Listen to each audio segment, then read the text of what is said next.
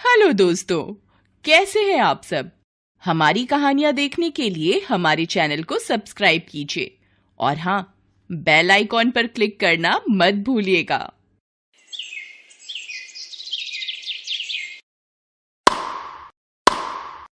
Come on Kirti, you can do it. हरा दे इसे। अच्छा, तू इसे चीयर कर रही है और मैं तेरी दोस्त नहीं हूँ। हाँ, कम ऑन वाणी, हरा दे इसे, मार स्मैश। ओए, तेरा कुछ दीन ईमान है कि नहीं? कभी उसे चीयर कर रही है, कभी मुझे। अबे एक टीम में हो जाना। कैसे हो जाऊं यार, तुम दोनों ही मेरे जिगर की छल्ली हो। क्या छल्ली? प्रिया की बात सुनकर उसकी दोनों सहेलियां भी हंसने लगी। ये कहानी है इन्हीं 3 सहेलियों की, वाणी, प्रिया और कीर्ति। तीनों कॉलेज में एक ही क्लास में पढ़ती थी। फर्स्ट ईयर में ही तीनों ने बैडमिंटन कंपटीशन में हिस्सा लिया और तभी से वो तीनों सहेलियां बन गई। यस, आई वॉन। आजा प्रिया, अब तेरी बारी। हाँ, रुक, अभी निकालती हूँ तेरी हेकड़ी। कीर्ति से तो हो ना पाया। वाणी से हारकर सारी कीर्ति खराब कर ली इसने अपने खानदान की। अबे जा, पहले उसे हरा के दिखा, फिर मारियो डिंगे। तो फिर देख मेरा जादू। अब मैच वाणी और प्रिया के बीच था। जबरदस्त मैच चला और आखिर में प्रिया जीत गई। क्यों, देखा ना? बोलो, अब क्या बोलती हो तुम दोनों? हाँ यार, आज तू वाकई अच्छा खेली, मान गए तुझे। अच्छा, मैं सोच रही थी कि कीर्ति तुझसे हार गई और तू मुझसे। इसका मतलब कीर्ति तो बड़ी फिसड्डी खिलाड़ी है ना? रुक, अभी तुझे बताती हूँ। कीर्ति अपना बैडमिंटन लेकर प्रिया के पीछे भागी। तीनों सहेलियां एक से बढ़कर एक खिलाड़ी थी।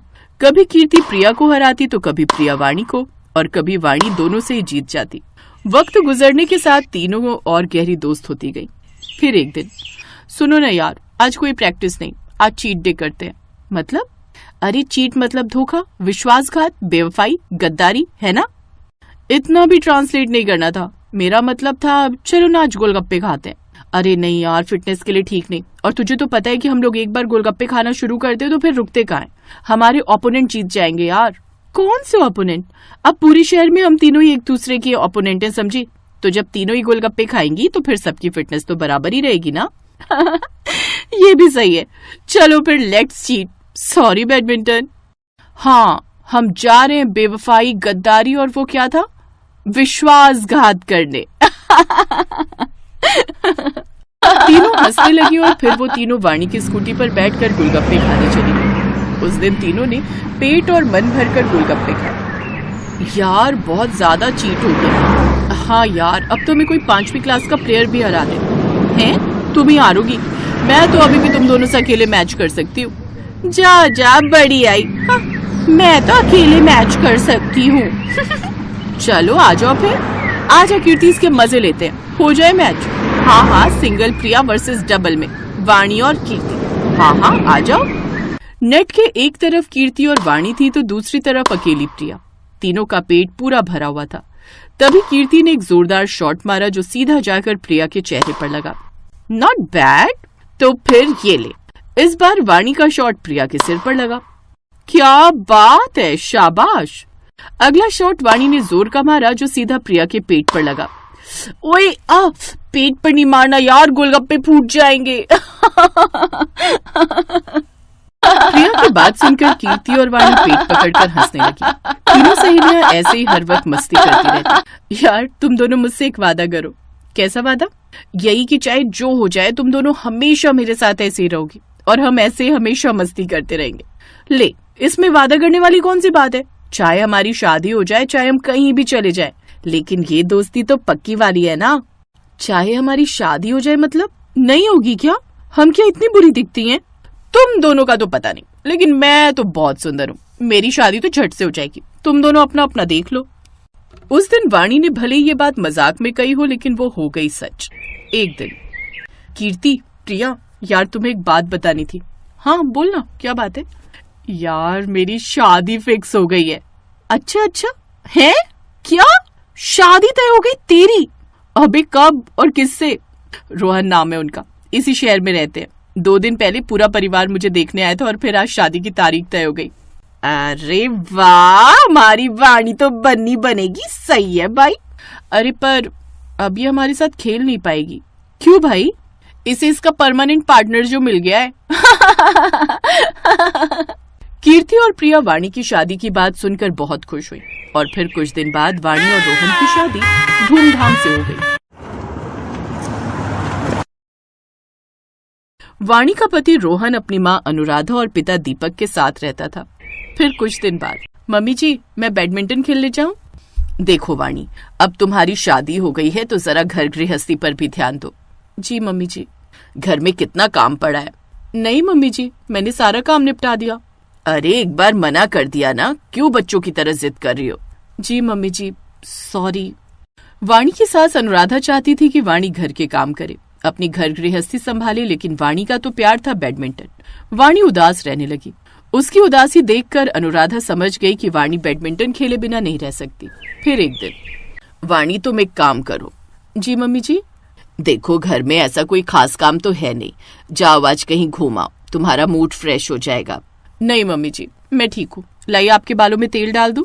रहने दो, अभी मेरा मन नहीं है।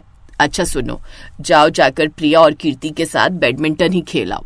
अनुराधा की बात सुनते ही वाणी के चेहरे के हाव भाव बदल गए। उसके चेहरे की खुशी देखते ही बनती थी। उसने भागकर अपना रैकेट उठाया और अनुराधा को गले से लगा लिया। थैंक यू मम्मी जी। हाँ हाँ ठीक है, पर ज्यादा लेट मत करना। वाणी को एक बार फिर चहकते हुए देखकर अनुराधा मुस्कुरा दी। फिर बैडमिंटन कोर्ट में, कीर्ति, प्रिया, देखो मैं आ गई। कितने दिन बाद देखा तुझे, कहाँ है यार तू? अरे इसकी सास बहुत खड़ूस है, इसे बाहर निकलने ही नहीं देती। कोई नहीं, सारी सासें ऐसी ही होती हैं। आजा हो जाए एक मैच। हाँ हाँ क्यों नहीं। आज वाणी ने कई महीने बाद रैकेट पकड़ा था। प्रैक्टिस छूटी हुई थी तो वो ना तो कीर्ति से कम्पीट कर पाई और ना ही प्रिया से। सॉरी वाणी, लेकिन तेरा गेम तो बहुत खराब हो गया है यार। हाँ ऐसा लग रहा है जैसे कोई अनाड़ी खेल रहा हो। कोई बात नहीं, मैं जल्द ही वापस फॉर्म में आ जाऊंगी। तुम लोग के साथ खेलूंगी ना तो सब ठीक हो जाएगा। देख वाणी, वी आर सॉरी यार, लेकिन 4 महीने बाद नेशनल टूर्नामेंट है, हमें बहुत तगड़ी प्रैक्टिस करनी है। अब अगर हम तेरे साथ खेलेंगे तो फिर हमारा गेम तो डाउन ही होगा ना। हाँ, और दूसरी बात, अगर हम तेरा गेम सुधारने के चक्कर में पड़ गए तो फिर हम प्रैक्टिस कब करेंगे? बाकी तेरा क्या पता कब सास के कहने पर प्रैक्टिस बंद करनी पड़े। सॉरी वाणी, लेकिन शायद अब वक्त आ गया है कि तू अपना घर और अपनी सास को संभाल। उस दिन वाणी को बहुत बुरा लगा। उसे यकीन नहीं हो रहा था कि उसकी दोनों सहेलियां उसे ऐसे छोड़ देंगी।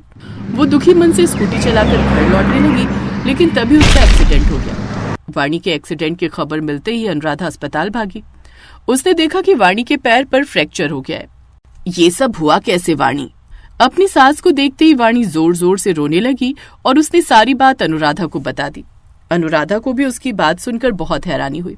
उस दिन के बाद से अनुराधा वाणी का बहुत ख्याल रखने लगी। अनुराधा के प्यार और देखभाल से वाणी ठीक होने लगी, लेकिन वो उदास रहती। उसे अपनी सहेलियों के धोखे का बड़ा अफसोस था। उसे इस तरह उदास देखकर एक दिन अनुराधा कीर्ति और प्रिया के पास गई। कीर्ति, प्रिया, तुम दोनों वाणी से मिल लो ना एक बार, वो तुम दोनों को बहुत याद करती है। एक बार उससे मिलकर उसके साथ बैडमिंटन खेल लो तो उसे अच्छा लगेगा। आंटी जी, ये सब ड्रामा करने से वो ठीक नहीं हो जाएगी, और दूसरा हमारा टूर्नामेंट आ रहा है, हमें उसकी तैयारी करनी है। अभी बिल्कुल फालतू टाइम नहीं है हमारे पास। हाँ आंटी, और वैसे भी आप उससे कहो कि अब वो बैडमिंटन खेलना छोड़ ही दे। अब वो कुछ नहीं कर पाएगी बैडमिंटन में। कम से कम घर अच्छे से संभाल लेगी तो अच्छी बहू तो बनी जाएगी कम से कम। कीर्ति और प्रिया की बात अनुराधा को बहुत बुरी लगी।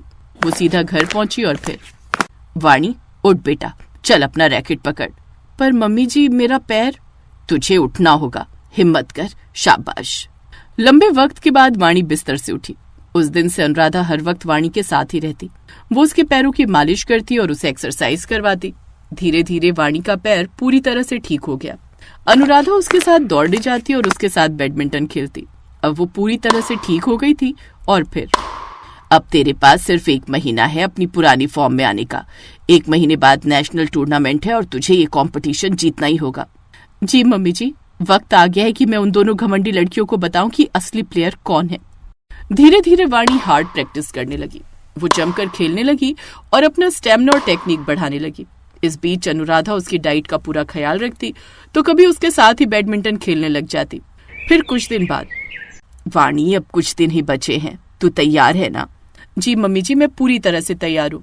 अच्छी बात है, तो चल आज चीट डे मनाते हैं। वैसे भी तूने बहुत दिनों से बाहर का कुछ नहीं खाया।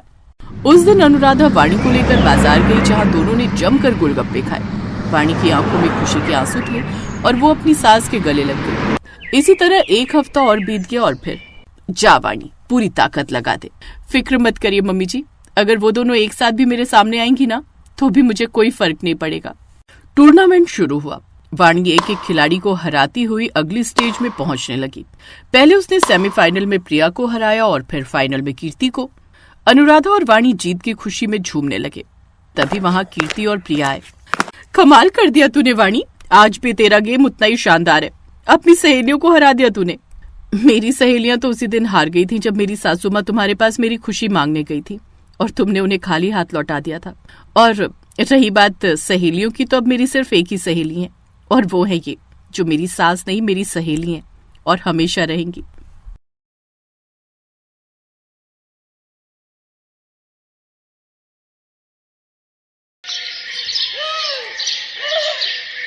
विदाई के वक्त सिमरन अपने पिता से लिपट कर खूब रोती है।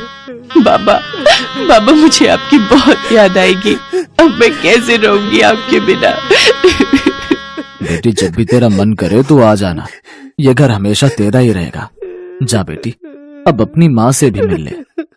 माँ, मुझे आपने जो भी प्यार दिया उसके लिए शुक्रिया। अब ज्यादा ड्रामे मत दिखाओ और अब जा यहाँ से। ये कहकर रमोला उसे धक्का देते हैं कि तभी उसका पति नैतिक उसे संभाल लेता है। क्या हुआ? तुम गिर कैसे गई? वो लहंगा पैर में अटक गया था, बस इसी वजह से। फिर सिमरन अपने मन में सोचती है, अच्छा हुआ माँ को धक्का देते हुए किसी ने नहीं देखा। मैं हमेशा माँ के प्यार के लिए तरसती रही, लेकिन उन्होंने मुझे कभी प्यार नहीं दिया। फिर सिमरन ब्याह कर घर आ जाती है। उसकी सास ने उसके स्वागत में गुलाब के फूल बिछाए होते हैं। साथ ही वो बड़े प्यार से उनकी आरती उतारती है और गिफ्ट में उसे सोने का हार देती है। ये ले मेरी प्यारी बहू, तेरा सगुन। बहू, अब से ये घर तेरा है और हम सब भी। तुझे कुछ भी चाहिए होगा या किसी काम में मदद चाहिए हो तो हमें कहना। अच्छा, अब तुम दोनों थक गए होंगे, थोड़ी देर आराम कर लो, बाकी की रस्में फिर करेंगे। शुक्रिया माँ जी।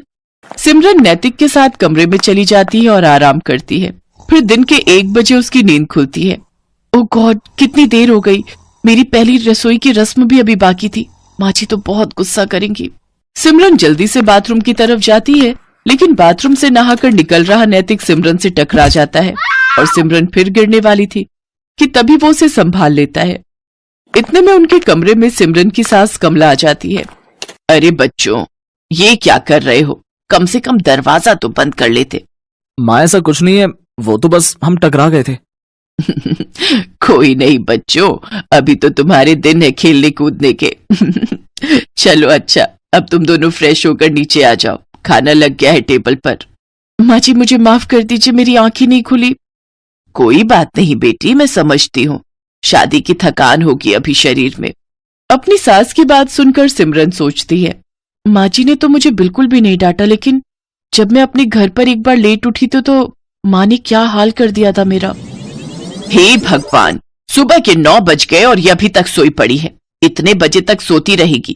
अरे घर के काम धाम नहीं करने क्या?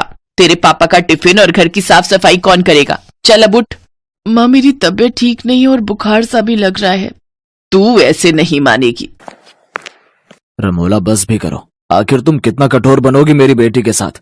मैं जानता हूँ कि तुमने उसे जन्म नहीं दिया, लेकिन कभी तो उस पर झूठी ममता दिखा दिया करो। आप चुप रहिए जी।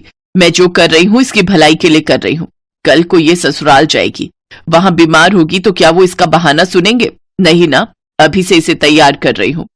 ठीक है, लेकिन उस बेचारी के साथ जरा ठीक से पेश आया करो। आखिरकार वो हमारी इकलौती बेटी है। तभी नैतिक सिमरन से कहता है, सिमरन कहाँ खो गई? चलो तैयार हो जाओ। हाँ हाँ। कुछ देर बाद सिमरन तैयार होकर नीचे आ जाती है, जहां उसकी सास उसकी नजर उतारती है। थू, मेरी बहू को किसी की नजर ना लगे। मेरी प्यारी बहू, अब खाना खा ले। वो सब मिलकर खाना खाते हैं। फिर सिमरन प्लेट उठाने लगती है तो उसके हाथ से एक प्लेट नीचे गिर जाती है और टूट जाती है। अब माँ जी मुझे माफ कर दीजिए, वो मैं कोई बात नहीं बहू। अरे क्या हुआ बहू, तू इतना घबरा क्यों रही है? कुछ भी तो नहीं हुआ। बर्तन है, टूट गया तो क्या दूसरा आ जाएगा? नहीं माँ जी, वो मैं सचमुच, मुझे माफ कर दीजिए। मैं बहुत गड़बड़ करती हूँ, मुझे मत जलाइए, मत मारिए। करम जली, तूने ये नया कप तोड़ दिया, मेरा नुकसान कर दिया। अब देख मैं क्या करती हूँ। रमोला चूल्हे में से गरम लकड़ी निकालकर सिमरन के हाथ पर लगा देती है। सिमरन जोर जोर से चिल्लाती है, मत जलाइए मुझे, मत जलाइए। नैतिक जल्दी से सिमरन को गले से लगा लेता है। क्या हुआ? कौन जला रहा है तुम्हें? बहू, क्या हुआ मुझे बता। माँ जी, एक बार मुझसे ऐसे किसी का कप टूट गया था तो उसने मुझे जला दिया था। लेकिन हम तुझे ऐसी कोई सजा नहीं देंगे। आ, तू मेरे पास आ और मेरे गले लग जा। मेरी बच्ची, यूं घबराते नहीं। ऐसे ही दिन गुजरते हैं। कमला अपनी बहू को बहुत प्यार करती थी। वो उसे किसी भी गलती के लिए डांटती नहीं थी, वो उसे प्यार से समझाती थी। कमला अपनी बहू के लिए कुछ न कुछ खाने के लिए बाजार से लाती रहती या नए नए कपड़े उसके लिए बनवा देती। अपनी सास का ऐसा प्यार देख सिमरन की आंखें खुशी से भीग जाती थी। ऐसे ही एक रोज कमला सिमरन की पसंद का गाजर का हलवा बनाती है और उसे अपने हाथों से खिलाती है, तो सिमरन की आंखों से खुशी के आंसू बहने लगते हैं। ये देख कमला सिमरन से कहती है, बस बहू, बहुत हुआ। मैं जब भी तुझे ज्यादा प्यार देने की कोशिश करती हूँ तो तेरी आंखों से आंसू बहने लगते हैं। आखिर क्या बात है बेटी, अपनी माँ समान सास को नहीं बताएगी? माँ जी, आप तो बहुत अच्छी हो और मुझे बहुत प्यार करती हो, लेकिन तभी दरवाजे पर दूध वाला आता है। सिमरन को देखकर उसकी नजर उस पर फिसल जाती है और वो उसका हाथ पकड़ लेता है। छोड़ो, छोड़ो मुझे, छोड़ो। एकदम मलाई की तरह मखमली हो तुम तो। तभी कमला भी वहां आ जाती है और उसे देखकर दूध वाला कहता है, माँ जी देखो ना, आपकी बहू मेरा हाथ पकड़ रही है। कमला जोरदार थप्पड़ उस दूध वाले को मारती है। नास पिटे, तू मेरी बहू पर इल्जाम लगाएगा, उसे छेड़ेगा, ये ले। कमला उसे मारकर वहां से भगा देती है। अपने ऊपर अपनी सास का भरोसा देखकर सिमरन रो पड़ती है और अपनी सास के गले लग जाती है। आप बहुत अच्छी हो माँ जी, आपने मुझ पर भरोसा किया, नहीं तो माँ तो। क्या माँ बहू, आप पूछ रही थी ना कि आपका ज्यादा प्यार पाकर मेरी आंखें नम क्यों हो जाती हैं? क्योंकि बचपन से लेकर आज तक मैं जिस प्यार के लिए तरसती रही, वो प्यार आपने मुझे दिया है। जब मैं 6 महीने की थी तभी मेरी माँ गुजर गई थी। तब बाबा दूसरी माँ लेकर आए ताकि वो मुझे माँ का प्यार दे सके, लेकिन उन्होंने कभी मुझे माँ का प्यार नहीं दिया और अब वो प्यार मुझे आपसे मिला।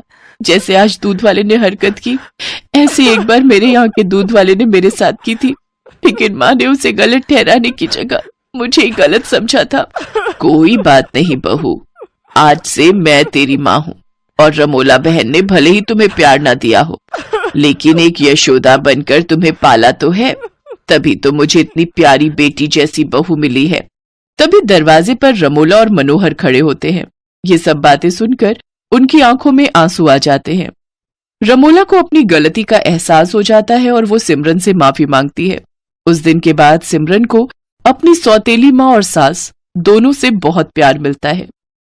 हेलो दोस्तों, कैसे हैं आप सब? हमारी कहानियां देखने के लिए हमारे चैनल को सब्सक्राइब कीजिए और हाँ, बेल आइकॉन पर क्लिक करना मत भूलिएगा।